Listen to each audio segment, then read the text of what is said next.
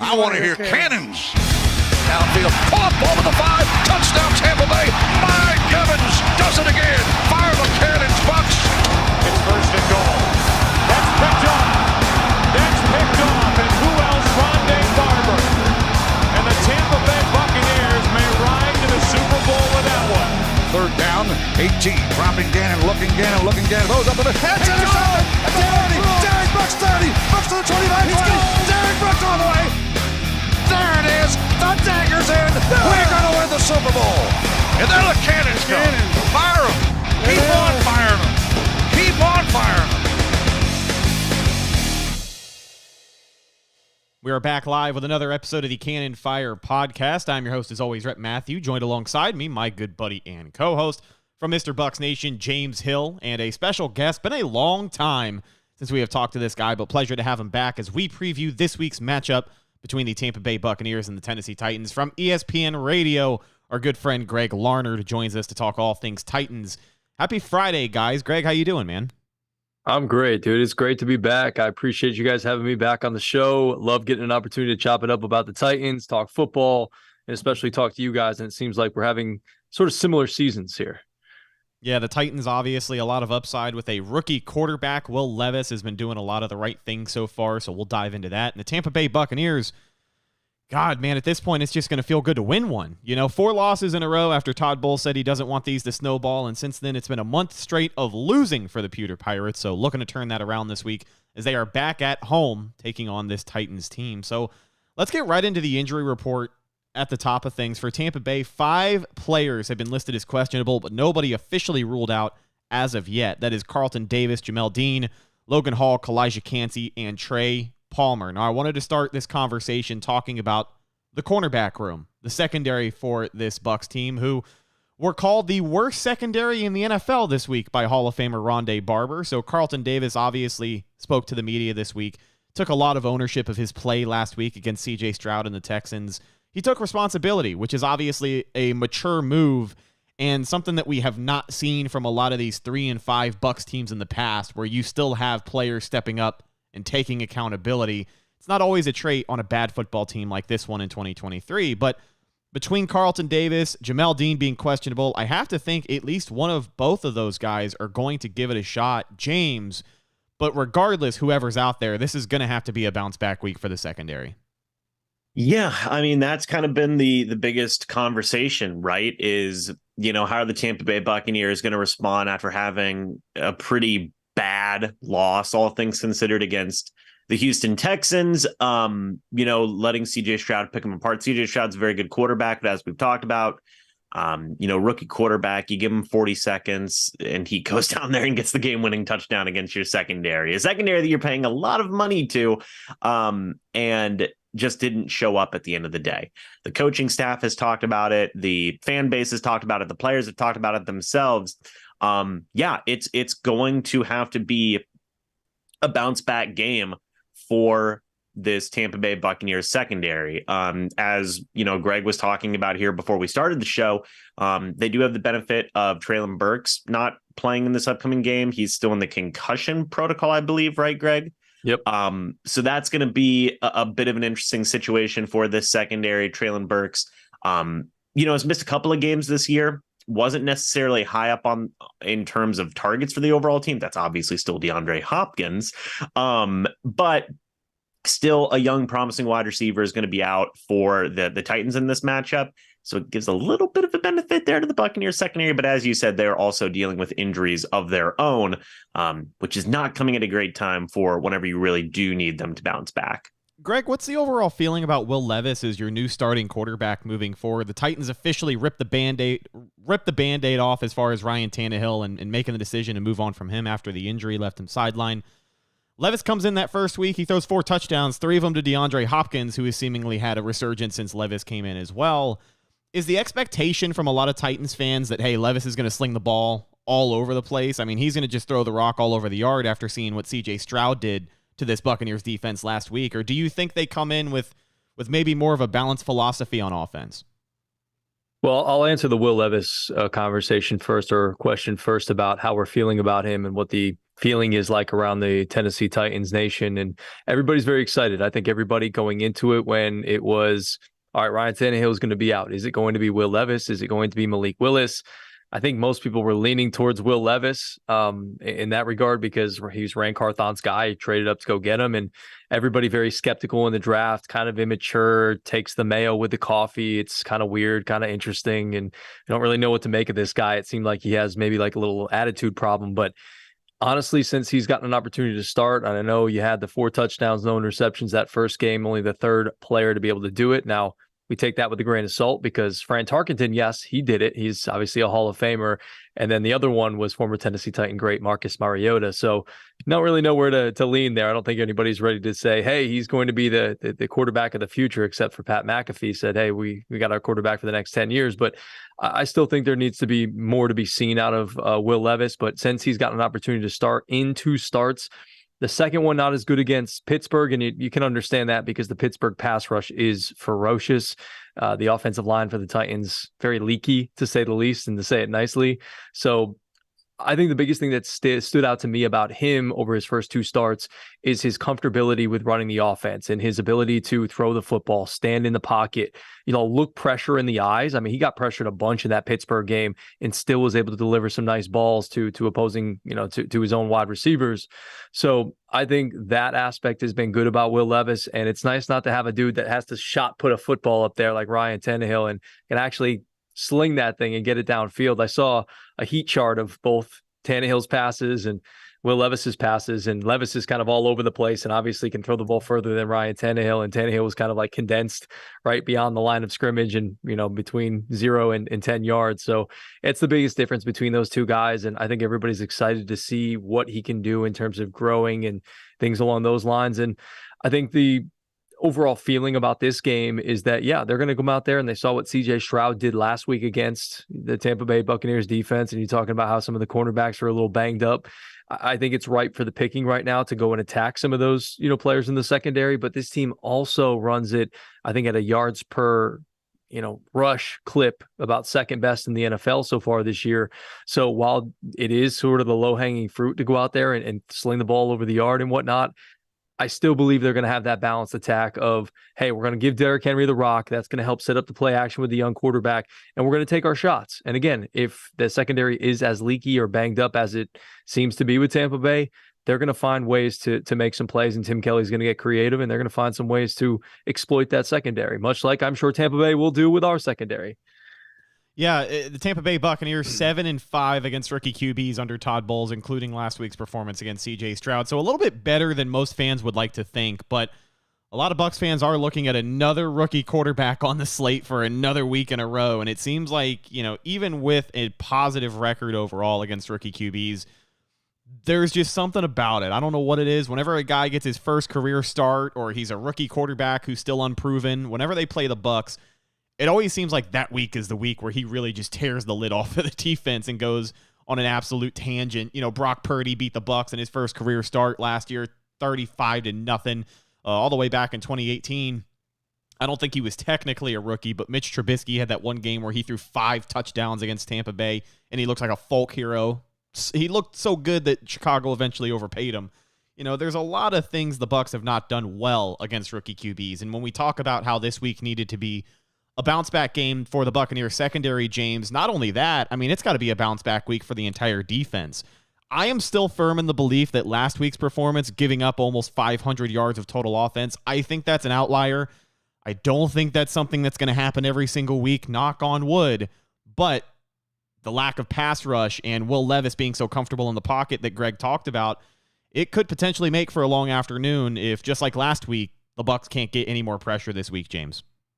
Yeah, I mean, a couple of things, right? Just regarding the Titans offense. One thing to Greg's point is, Will Levis, obviously he had a fantastic game last week, and that is definitely worth talking about. And I know that that's going to be what a lot of people are focusing on is, he threw 4 touchdowns, no interceptions, great game against the Atlanta Falcons, and was able to come back and get that win. And that's going to be a main calling card. But the main identity of this Titans team is still the rushing offense, right?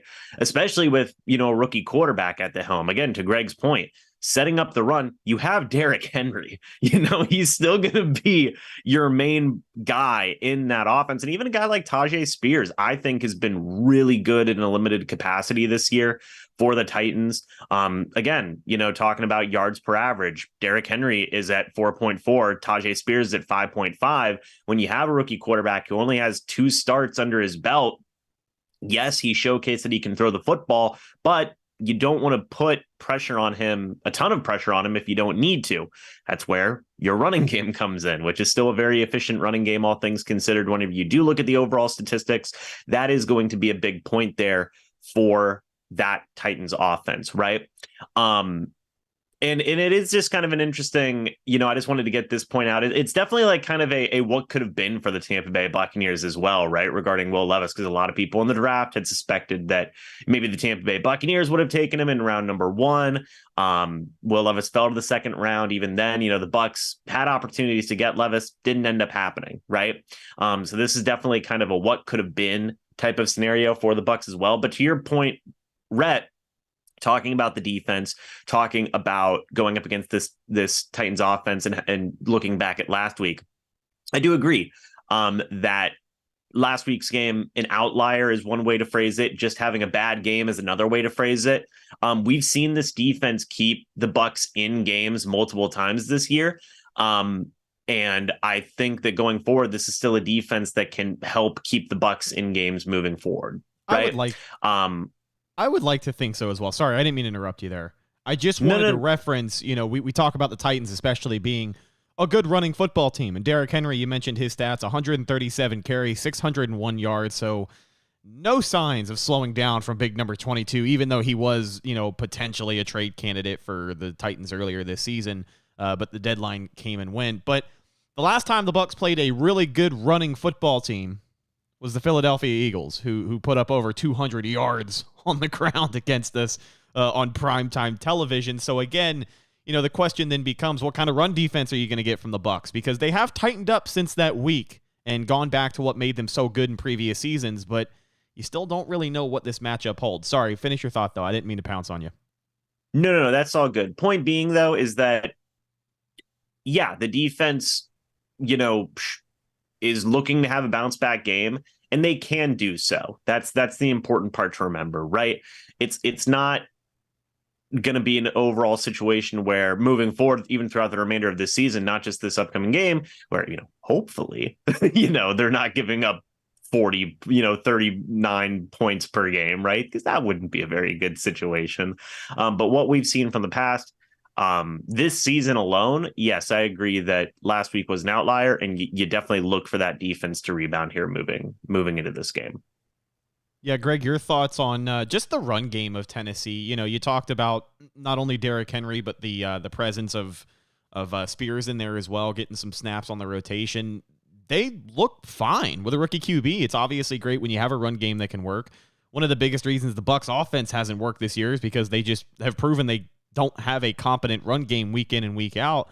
But Derrick Henry showing no signs of slowing down. So what do you think about, I guess, their approach to the run this week? Well, as I mentioned earlier, I do think, their Tennessee sees what we're talking about in terms of the Buccaneers secondary and in a potential spot to be able to take advantage of it. But like you guys were talking about, like James mentioned it, that they still have Derrick Henry. And while I personally believe they probably should have traded him away to get some assets to build for the future, because you're not going to win this year with him, you can lose without him as well and let Tajay Spears go, but they kept him. And Will Levis earlier this week talked about how important Derrick Henry and DeAndre Hopkins are to his growth and his development. And that's one of the only reasons why I'm glad that they kept them, because that gives Will Levis a better chance to grow and develop with good players around him. So you lean on Derrick Henry, obviously. Tajay Spears has been a nice compliment. Dude with no ACLs is fine. Like, he still is able to maneuver around. And if you don't have an ACL, you can't tear it. So I guess that's a good thing for Tajay Spears. And, he's been very shifty and, again, just a good compliment. And I think they've given him a little bit more run than I would have anticipated. But still, Derrick Henry doesn't have as much tread on the tire. And I think this is helping keep him fresh a little bit to allow a guy like Tajay Spears to mix in. And honestly, with a fantasy team that I have that's a little bit banged up and bye weeks are killing me right now, I'm going to have to play Tajay Spears. So I hope that he gets some run against this Bucs defense. I'm I know that the Bucs don't have a great rushing offense, and the Titans' rushing defense hasn't been very good. I'm sure we'll get into that a little bit later. But no, Derrick Henry is still Derrick Henry, and Tajay Spears has been a nice compliment.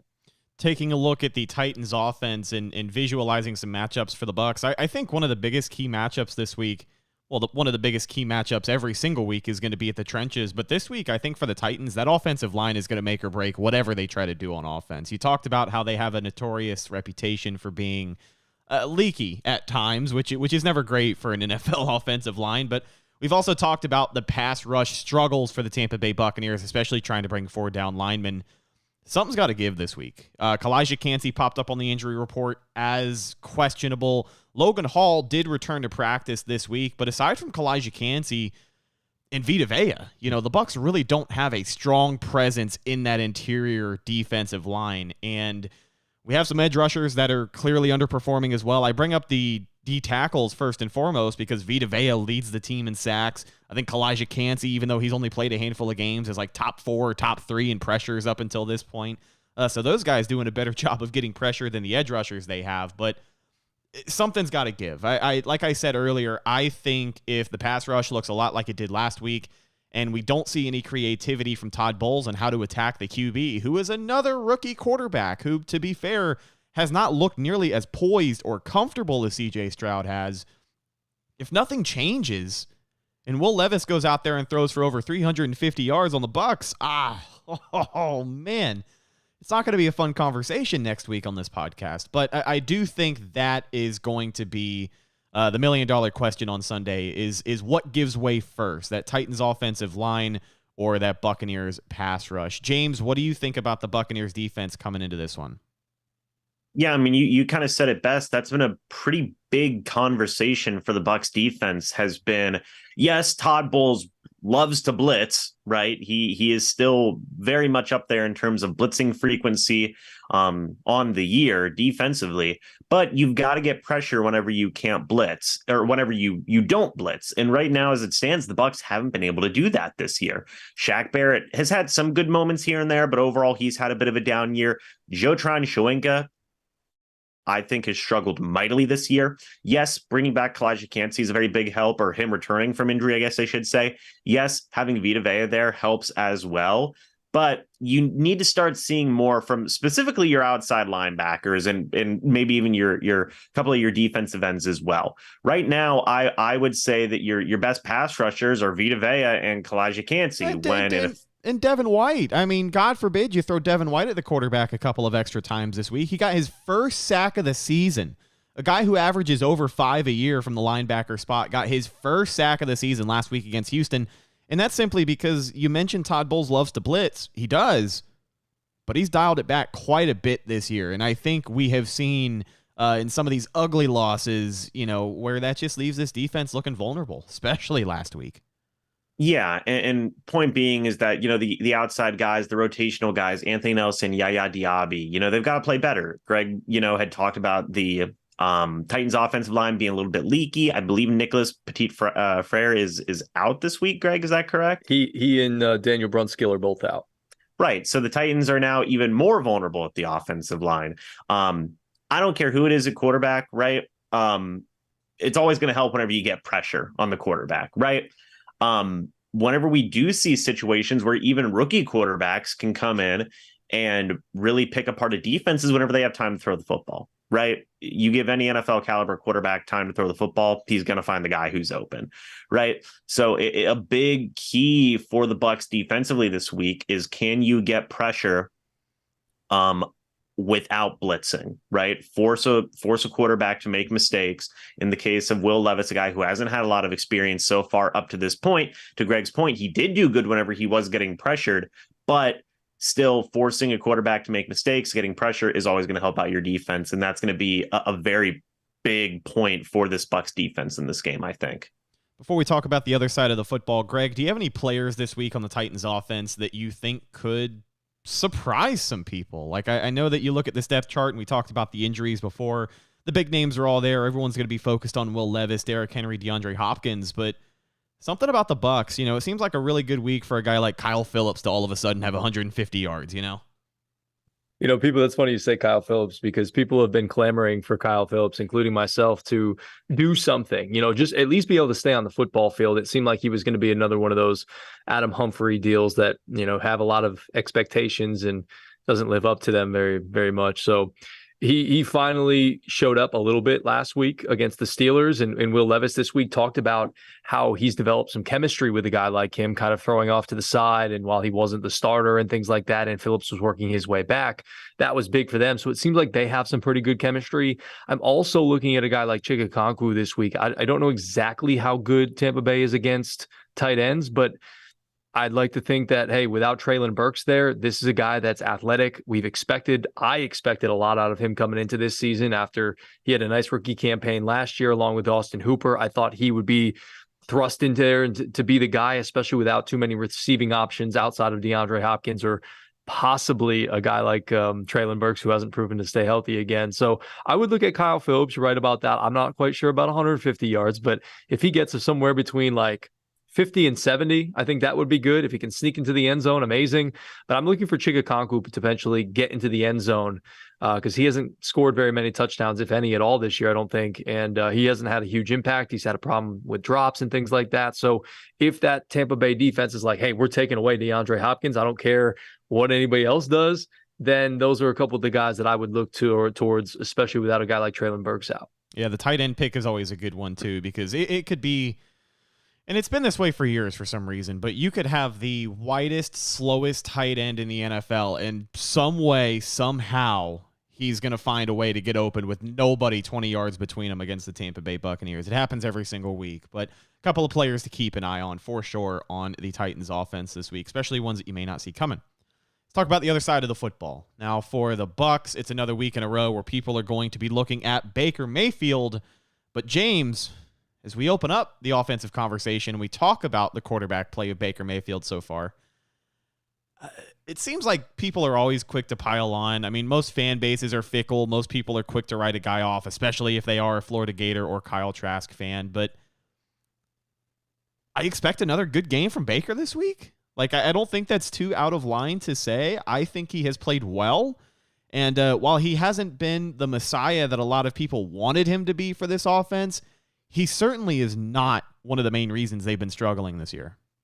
No, I mean, this is something that I've been talking about Baker for the past couple of weeks, where I've brought up the idea of like, hey, right now as it stands, Baker's playing well enough to consider keeping him after this season, right? The biggest thing that you're seeing is not turning over the football, right? We've seen that plague the Bucs in the past. And now you're kind of seeing the reverse there, where Baker, he's not losing you games is the most important thing, right? That's a very important aspect as to what's going on for this Tampa Bay Buccaneers offense. Is it always efficient in putting up, say, 25, 30 points a game? No, but it's still an offense that can still keep you in games to a certain degree, and isn't making mistakes to lose you games either, which I feel like is very important. Well, they have made some mistakes to lose them games in the past, and I will say that, of the list of things that have to be cleaned up on the offensive side this week, penalties has got to be one. Those have not gotten better. Those became an issue like 4 or 5 weeks ago, and ever since then, it just hasn't stopped. Like, it was kind of weird. I thought it was going to be an awkward phase they went through. I didn't expect it to show up almost halfway through the season and be an issue. I thought it was going to be like a weeks 1 through 4 kind of issue with all these pre-snap penalties. But that's got to be cleaned up. And, Dave Canales as a play caller, he's got to be more creative this week. I mean, let's face it. Last week was the best offensive performance we've seen so far, and they still found a way to lose, which means the Bucs maybe are not as good of a team as a lot of people thought they were. But with that being said, it doesn't change the fact that this week you still have to show us something on offense that we have been craving for weeks on end, and that is just consistency, I think is a way to put it, because even though the Bucs put up almost 40 points last week, in that third quarter, the offense was non-existent. We're talking about potentially over 300 passing yards for Baker Mayfield, or even another 50 yards for Rachaad White, who has 2 games back-to-back with over 100 yards from scrimmage. If the Bucs just don't completely brain fart in the third quarter last week, and that loses them the game in the long run. They had a chance. They had multiple chances to put Houston away, and they could not do it. So this week, it's not going to be perfect. They're not going to be scoring 35, 40 points again. But you have to take advantage of the opportunities you're given. And when you have a chance at a short field, or let's say the defense gets you a turnover, or you're in scoring position, you're in the red zone. The red zone offense has not been good this year. There's a lot of things that they certainly have to button up and do correctly this week. But I would like to think that, Baker goes out there and plays another solid game. Now we can transition and start talking about the running backs as well. I mentioned it before. Rachaad White, 2 weeks in a row with over 100 yards from scrimmage. He's becoming more and more of a factor in the pass game every single week. James, when you look at the Bucs offense coming into this week, what do you think the biggest priority for them is going to be? Do you think it's going to be getting Rachaad White more involved this week in the ways that they have in previous weeks? Do you think they're going to continue to try and stay stubborn with the run game because that's how they've won some of these games before? But last week, they also proved they can throw the ball. So what do you think they're thinking this week?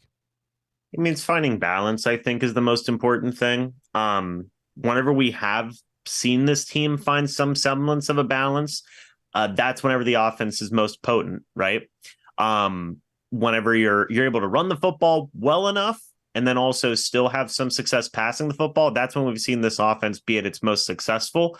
So I don't necessarily know if it relies on one specific aspect of the offense or the other versus run versus pass. I think the main thing is to be able to find a balance there, right? If they become one-dimensional, if they become, if the run game doesn't work and the passing, they're forced to pass the football more, you're just not going to have success. We've seen that time and time and time again from this offense so far this year, and it hasn't worked. So I think that's going to be the most important aspect, is for them to be able to find some balance in the offense and just kind of build on what they had last week, I think is going to be huge. I think last week's a very good offensive blueprint for what you expect from this Bucs offense, and how you can see this offense have success is whenever you, to your point, Rhett, get a guy like Rachaad White involved multiple ways in the offense, have a balanced rushing attack and a balanced passing attack.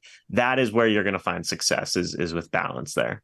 Greg, this is where I wanted to toss it over to you as we get into the battle of the trenches once again. This Buccaneers offensive line, it's not quite the turnstile it has been in previous seasons, which is good. Tristan Wirfs making the jump over to left tackle. Aaron Stinney, the big news this week is that Aaron Stinney, who is filling in at left guard for the injured Matt Filer, seemingly has that job until he doesn't. Seems like regardless of Filer's injury status, he is doubtful this week, but next week he should be back with the team. That's going to be Stinney's job until he loses it, which is good, but an unproven depth guy, and he has looked good in the past. He's looked good these past couple of games, but week in and week out, once you start to get that consistency of playing every week, that's when some of those guys get exposed. So the interior of this Buccaneers offensive line has been an issue so far this season. Robert Hainsey, not a natural center, playing at right guard, rookie Cody Malk, and then Luke Gedeke has been pretty good at right tackle, all things considered. But when you look at this pass rush for the Titans, Greg, a couple of injured pieces here and there, but you still got Jeffrey Simmons, who is massively talented along that defensive line. Taylor Tart playing nose tackle, I think is how you pronounce his first name. But, Yep. What do you see on this pass rush, and what kind of test do you think that's going to be for the Bucs O-line this week? Well, if you're telling me the interior of the Bucs O-line is the weakness, then y'all might have a problem, because that is the strength of the Titans defensive line. It has been in the middle there with Big Taylor Tart. And obviously with Big Jeff Simmons. He just got the bag. He just got paid. He's ferocious. He's kind of that step below Aaron Donald, and we're kind of waiting for him to really take that next step. And again, if you're telling me the interior is weak for that offensive line for the Bucs, that's where Tennessee might be able to eat. Now, Arden Key was a guy who was brought in here this past offseason as a guy to potentially be able to rush the passer. He's basically been non-existent, just 2.5 sacks this year. Harold Landry working his way back from a torn ACL and getting comfortable more and more each week as the season goes on. And he's been good. But like I said, those two guys in the middle, and then Danico Autry to me is like the most underrated guy along this defensive line. He's the one who's produced the most production. And honestly, I'm kind of surprised they didn't trade him at the trade deadline. He is a productive piece, young 30s, veteran guy, can really help a potential contender this year. And surprised they didn't go out there. Maybe they were asking for too much in terms of what Ran Carthon was looking for Danico Autry as an expiring contract player.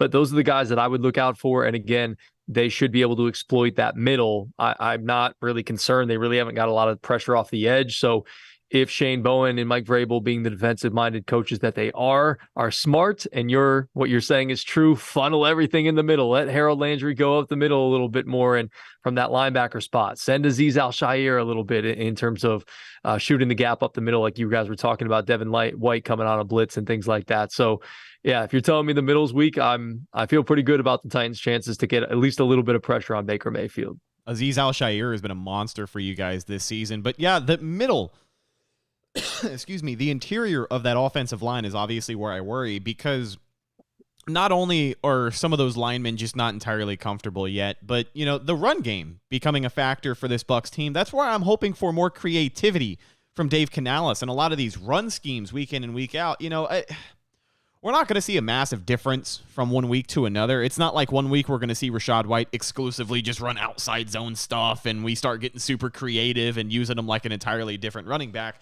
I don't think that's going to happen, but I do think it does need to be factored into the approach of just not giving him the ball and sending him up the A-gap every single time. You seem frustrated.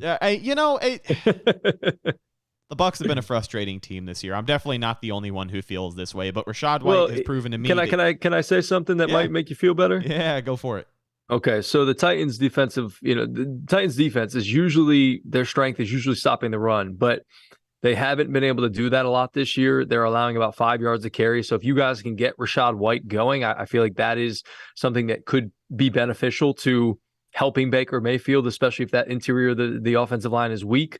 Get the running game going, get the defense on their heels a little bit more, not allow those linebackers to fly down as much. Or look, the Titans don't blitz a lot as well. They don't have a high blitz percentage in terms of their defense. So if you're able to get Rachaad White going and you have to sort of stop the run, send people to stop the run, then Baker Mayfield might be able to get a little bit more comfortable. And again, I'm sure we'll get there, but the secondary, a little bit weak, going to be missing the former Buccaneer great and Sean Murphy-Bunting this week. He's been ruled out. So, the secondary is a bit of an issue. So if you guys can run the football, that might be the recipe for success as well. My prediction is that if the Bucs get Rachaad White going this week, it's going to be a lot like it has these last couple of weeks where it happens in the pass game. And that's not a knock against Rachaad White as a runner. It's just a knock on how the Bucs continually try to use him and the rest of the running backs in this running back room as well. You know, Rachaad White, he's just not that 3-down back that they touted him to be. I still think he has tremendous upside, and especially catching the ball. I'm glad that we finally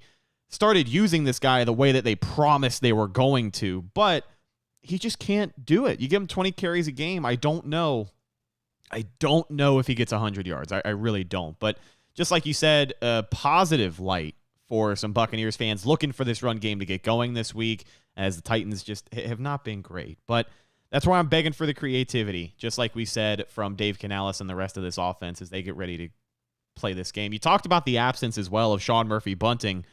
We'll trade you one Bucs legend for another. Don't forget you guys got Nick Folk as well, who seemingly has been the best kicker in football since he left Tampa Bay all those years ago in 2018, after losing us that game against the Patriots on Thursday Night Football. I'll never forgive him for that. But yeah, there's going to be a lot of reunions in Tampa Bay this week. It's unfortunate that Sean Murphy-Bunting was listed as out, but that'll be interesting to see. James, when you look at this Buccaneers offense this week and really what they're going to try and dial in on, do you think, kind of like Greg said, do you think this is finally the week where we see the door open for this run game, or do you think it's going to be more of the same, where we work Rachaad White into the short passing game and Baker just has another high percentage day throwing the football?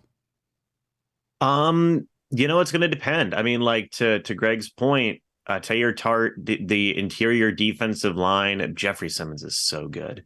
They have a very good interior defensive line, right? The Tampa Bay Buccaneers like to run inside. And while we have seen an improvement of that with Aaron Stinney in at guard versus Matt Filer, something that we've kind of brought up and talked about being one of those big changes that the team may be doing, moving forward throughout the remainder of this season.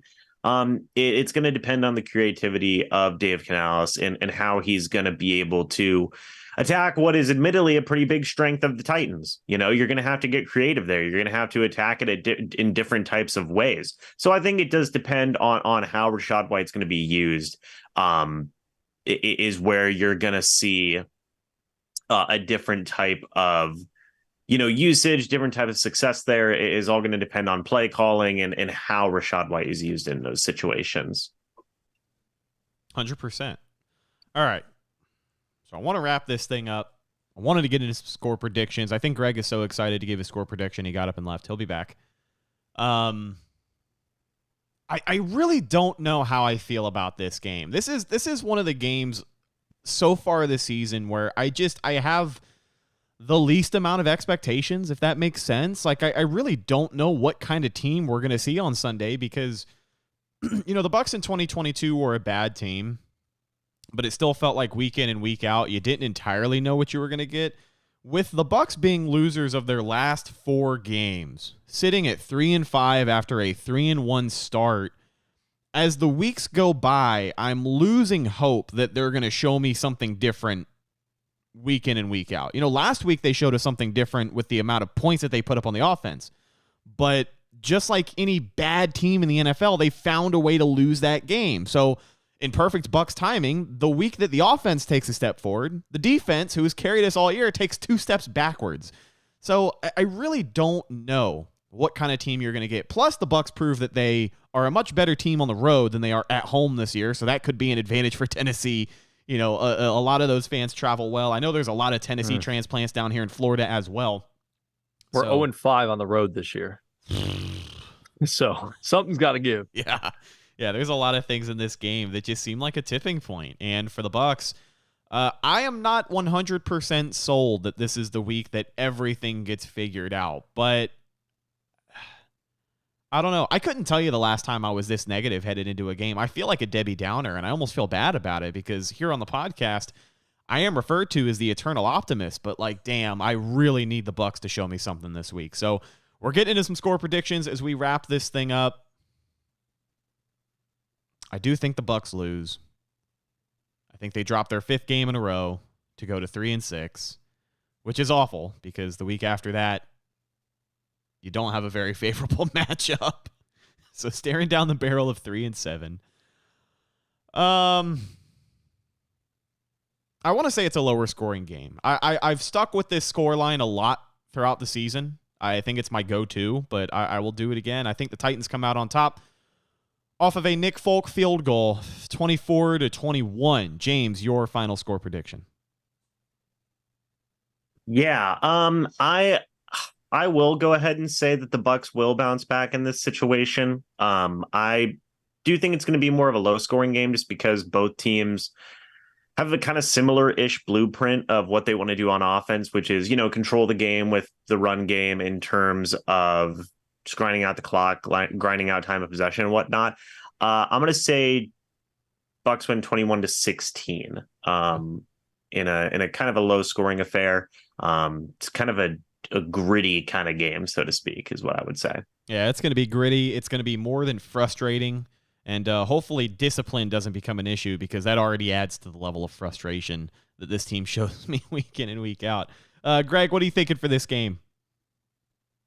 Well, I like where you guys are going in terms of the lower scoring. Vegas has this over-under at 39.5, and I always like to look at those. Tampa Bay favored by a point at home, and as you guys alluded to, Tampa Bay has not been good at the Pirate Ship this year, and Tennessee has not been good away from Nissan Stadium. So something's got to give. I am going to go with Tennessee in this one. I do think this one hits the over. I'm going to go Tennessee 27, Tampa Bay 24. All right. I like that one. I mean, I don't no, like you that don't. one, I was going to say you don't like that one. Yeah, you want Tampa Bay to win this game. No, I don't like that one. I do want the Bucs to win. Man, people are going to listen to this and think I've already jumped ship. That is not the case. I'm just Hey, I've done my job. There's only so much I can take. I mean, we've done a lot of losing in the past. Don't get me wrong. The last time we talked to Greg, we were a week away from playing in the Super Bowl, so things were much different. But before that, we did 4 seasons of coverage on a bad football team, and here we are. So it's definitely not uncharted territory, but if the Bucs were 3-5 and they didn't lose 4 in a row, it would be easier to swallow. But you just want to win one. You just want to win one. It's been over a month, close to a month and a half since I have seen the Bucs win a football game. So I just need it. I need it. My soul needs it. My mentals need it. My chickens, as Marshawn Lynch would put it. I got to get all my stuff together. And hopefully a Buccaneers victory this Sunday will go a long way. But until they show me otherwise, I can't pick them this week. So hopefully they can prove me wrong. Still polling for them, obviously, every single week. And we will be here, win, lose, or draw live, youtube.com/Cannon Fire Podcast after the game on Sunday. But ladies and gentlemen, I believe that's just about going to do it for this week's game preview episode of the Cannon Fire Podcast. Big shout out to our friend Greg Larnerd from ESPN Radio for jumping on here with us and taking the time to help break this thing down. Greg, where can the people find you and your content? Sure. Yeah. I appreciate you guys having me. And I don't want to hear it, Rhett, because y'all have won a Super Bowl a lot more recently than Tennessee has. Oh, yeah. Tennessee has not won a Super Bowl. They've only been to one. So y'all have had much more success than we have had ever in our franchise history. But anyways, so yeah, people can find me over on The Word with G on ESPN Chattanooga 95.3. That's the ESPN Chattanooga mobile app, ESPNChattanooga.com. And find us all over social media at ESPN Chattanooga. Or if you want to find me, it's simple. It's at Greg Larnerd. That's TikTok, that's Twitter, that's Instagram, all that good stuff. I really appreciate you guys having me. It's always good to see y'all's faces and chop it up with you guys and talk about this matchup. And I'm here anytime y'all want to talk Titans, or I can also talk Falcons too, because we cover the Falcons as well. But always happy to talk Titans with you guys and enjoy jumping on the podcast when we get the opportunity. Heck yeah. Great talking to you again, Greg. You can find our show on Facebook, Instagram, and Twitter. All of those are Cannon Fire Pod. Best place to go for updates on the show. And, of course, Tampa Bay Buccaneer news as it happens. Speaking of Bucs news as it happens, you can go check out my co-host James on YouTube at Mr. Bucs Nation, where he puts out a lot of great Tampa Bay Buccaneers content week in and week out. James, anything special between now and the game on Sunday you have coming out? Got the preview coming out. Obviously, I've got the game day reaction live stream coming out as well. That's pretty much it. And then on Monday, I'll be having something with Bleacher Report talking about all the news regarding around the Tampa Bay Buccaneers after the game. So, will you be here on Sunday? I should be. Yeah. All right. So you can count on James here live with us after the game, filling in for Evan Wanish. YouTube.com/Cannon Fire Podcast, win, lose, or draw after the game on Sunday. Last but not least, you can find myself Instagram and Twitter/X at Redicus, RHETTAKUS. If you follow me, I will follow you back. But that's the show. We'll talk to you guys on Sunday. I'm your host, Rhett Matthew, signing off for my co-host, James Hill, and special guest, Greg Larnerd of ESPN Radio Chattanooga. We'll talk to you on Sunday. Until then, and as always, thank you for listening, and go Bucs.